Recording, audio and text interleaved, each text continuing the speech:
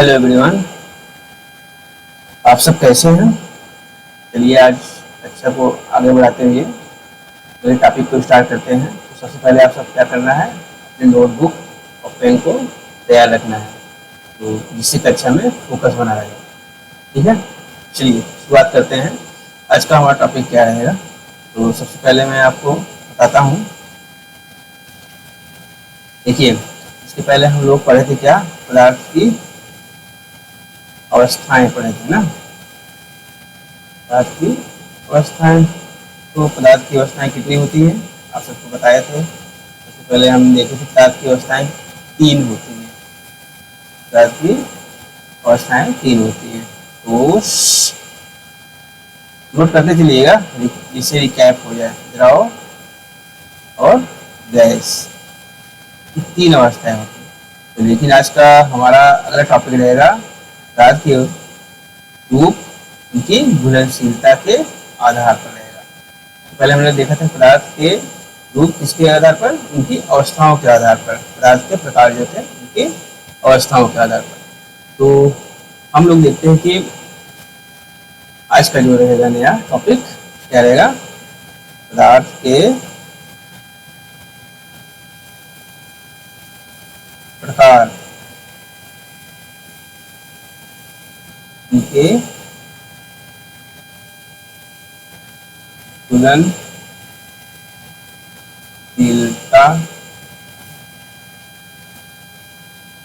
की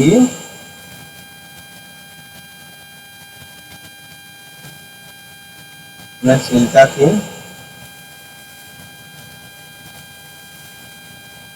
आधार पर। अब देखिए, पदार्थ उनकी घुलनशीलता के आधार पर कितने प्रकार के होते हैं, तो देखते हैं कि कौन कौन से हो सकते हैं। आपने पेन लिया है ना, देखो सबसे पहले हम उनकी घुलनशीलता के आधार पर कितने 2 प्रकार के हो सकते हैं। पहला एक घुलनशील पदार्थ, दूसरा अघुलनशील पदार्थ।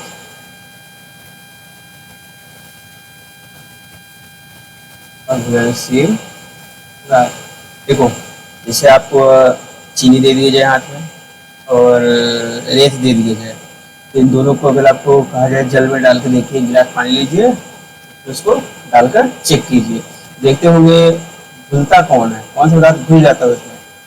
देखते हैं कि चीनी उसमें घुल जाती है और रेत घुलता नहीं है, रेत बन के जाकर के उसमें उसके तली के नीचे बैठ जाती है।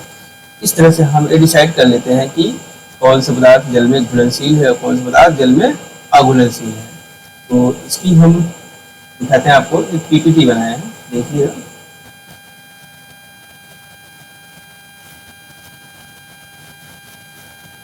देखिए ये जो है इसको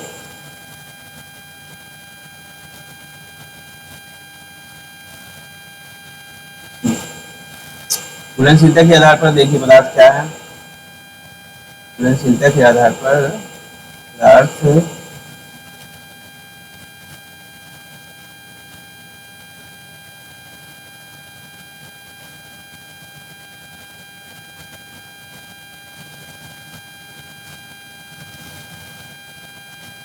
देखिए वे पदार्थ क्या है, वे पदार्थ जो पानी में पूरी तरह घुल जाते हैं घुलनशील पदार्थ कहलाते हैं। अगर आपसे पूछा जाता है वे पदार्थ जो पानी में पूरी तरह क्या हो जाते हैं, घुल जाते हैं, तो क्या कहलाते हैं, घुलनशील पदार्थ कहलाएंगे। देखिए पानी में, कहाँ में, पानी में पूरी तरह घुल जाते हैं, घुलनशील पदार्थ कहलाते हैं। जैसे देखिए, जैसे कौन कौन से हैं, नमक, चीनी, नींबू का रस, देखिए ये सब पानी में घुल जाते हैं।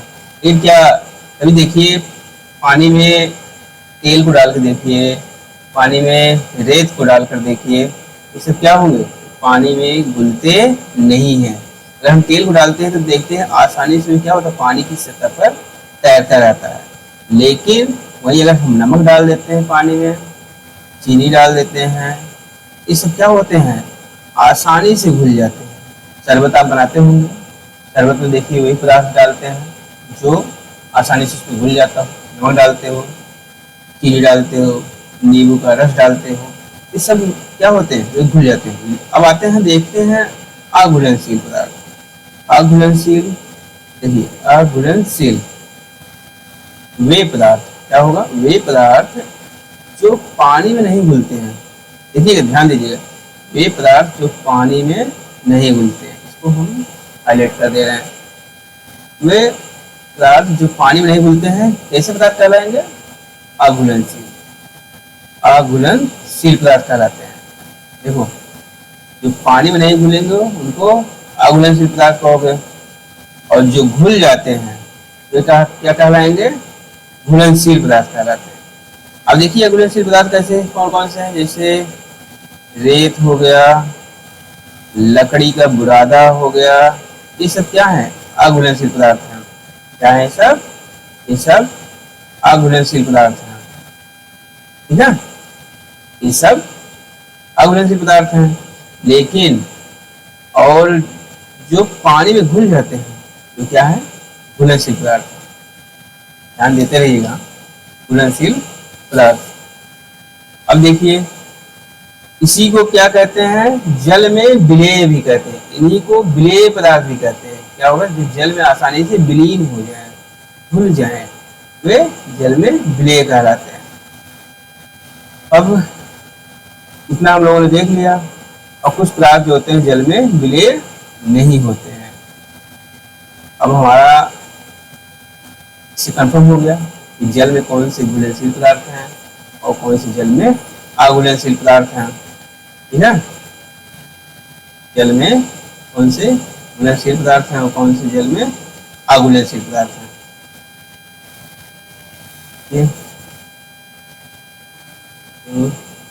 दूसरा आते हैं, देखते हैं लोग पारदर्शिता के आधार पर। पारदर्शिता के आधार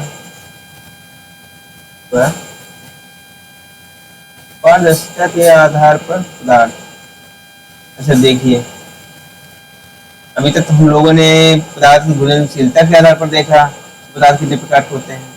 घुलनशीलता के आधार पर पदार्थ कितने प्रकार के हो गए, दो प्रकार के हो गए। कौन कौन से, जल में घुलनशील और जल में अघुलनशील। अब देखिए, कभी कभी आप लोग खेलते हैं, खेलते हुए देखिए, कभी जैसे लुका छिपी खेल खेलते हो तो कहाँ पर छुपते हो, कहाँ पर छुपते हो, जहाँ से हमें कोई देख न सके, हमें कोई देख न सके।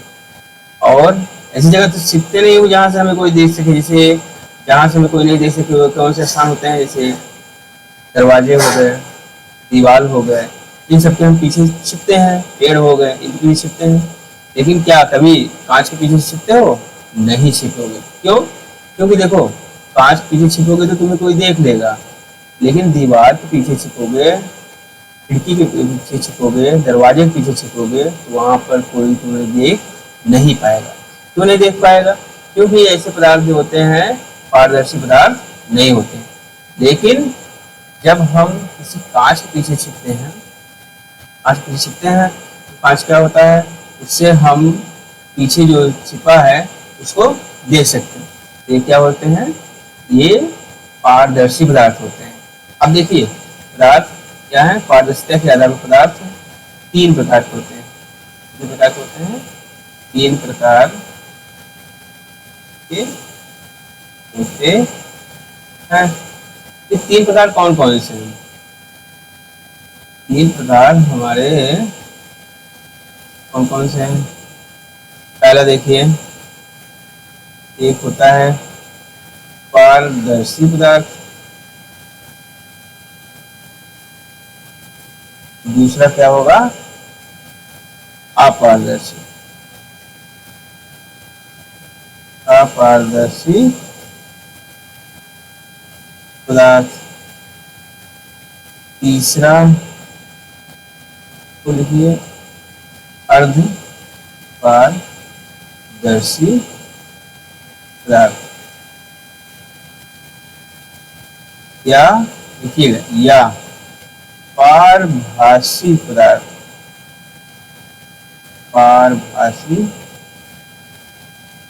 पदार्थ। देखो पारदर्शिता के आधार पर पदार्थ कितने प्रकार के हो गए? 3 प्रकार के हो गए। कौन कौन से हो गए? पारदर्शी पदार्थ, अपारदर्शी पदार्थ और पारभासी पदार्थ यानी अर्ध पारदर्शी पदार्थ। देखिए पारदर्शी पदार्थ क्या होते हैं? जैसे प्रकाश पास हो सके, ये जिनसे हम इस पार से उस पार देख सकते हैं, ये पदार्थ क्या होते हैं? पारदर्शी पदार्थ कहलाते हैं। जैसे वायु हो गया, जल हो गया, कांच हो गया। स्वच्छ जल की बात हो रही है, अब गंदा जल ये मत कहिए कि गंदे जल से हम उस पार नहीं देख पाते हैं। क्या होता है? स्वच्छ जल जो होते हैं उससे देख सकते हैं। अपारदर्शी, अपारदर्शी पदार्थ वे पदार्थ होते हैं जिनसे प्रकाश पार नहीं हो पाता, यानी जिनसे हम उस पार की वस्तु को देख नहीं सकते हैं, वे अपारदर्शी पदार्थ कहलाते हैं। देखिए ये तीसरा हमारा जो है ये अर्धपारदर्शी, अर्धपारदर्शी पदार्थ। अर्ध, यहाँ ध्यान दीजिएगा, अर्ध सेमी क्या होगा? इससे हल्का हल्का हमें उस पार दिखाई देगा। जैसे हो गया ट्रेसिंग पेपर हो गया, तेल लगा कागज हो गया, या कोई पतला कपड़ा हो गया, से उस पार हम देख सकते हैं। ठीक है, तो देखिए तो इस तरह हम देखते हैं कि पारदर्शिता के आधार पर पदार्थ कई प्रकार के हो गए। पारदर्शी पदार्थ देखिए यहाँ मेरे पीपीटी है,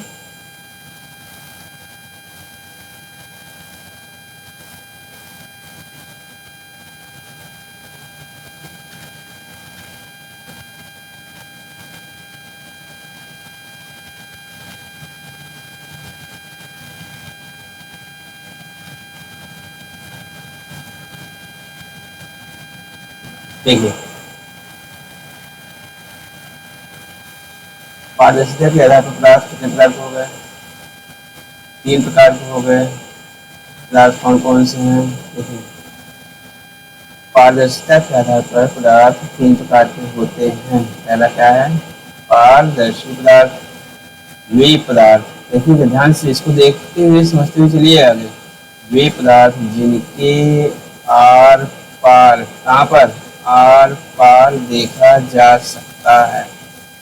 वे पदार्थ जिनके आर पार देखा जा सकता है।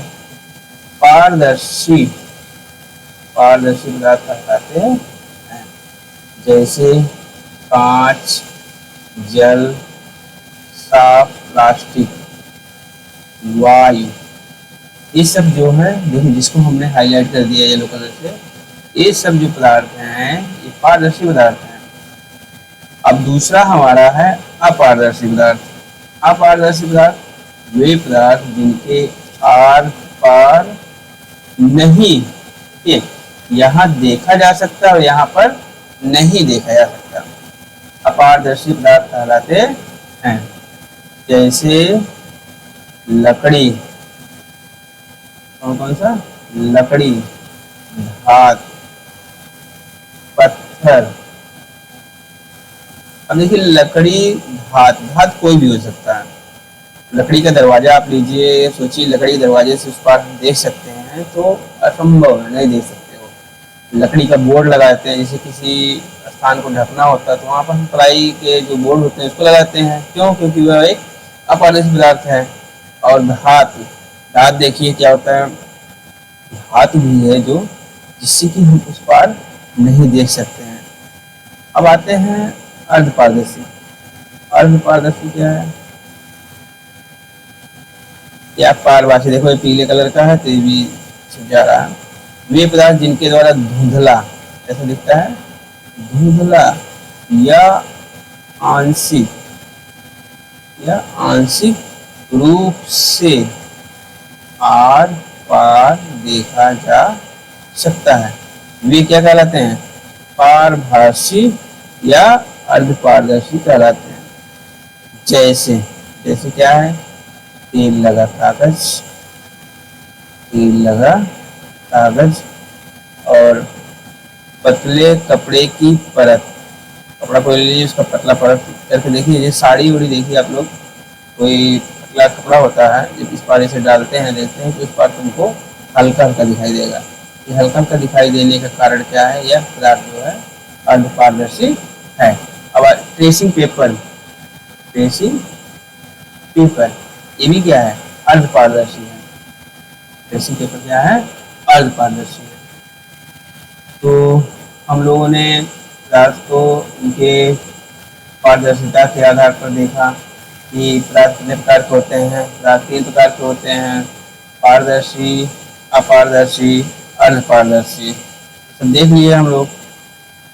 तो हम पदार्थों को इस रूप में बांट सकते हैं। हम पदार्थों को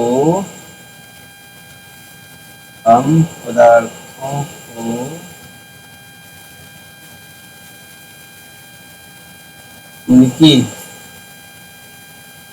पारदर्शिता के आधार पर तीन रूपों में बांट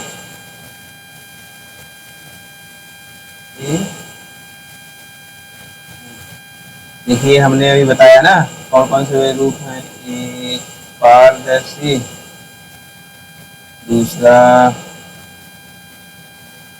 अपारदर्शी, तीसरा पारभासी या अर्ध पारदर्शी। तो हम उनको इसके पदार्थ को उनकी पारदर्शिता के आधार पर 3 को बांट सकते हैं। कौन कौन से हैं? पारदर्शी, अपारदर्शी, पारभासी। अब हमने ये सीखा इससे कि पदार्थों की अपनी अपनी भिन्न भिन्न क्या होती है? दिखावट होती है।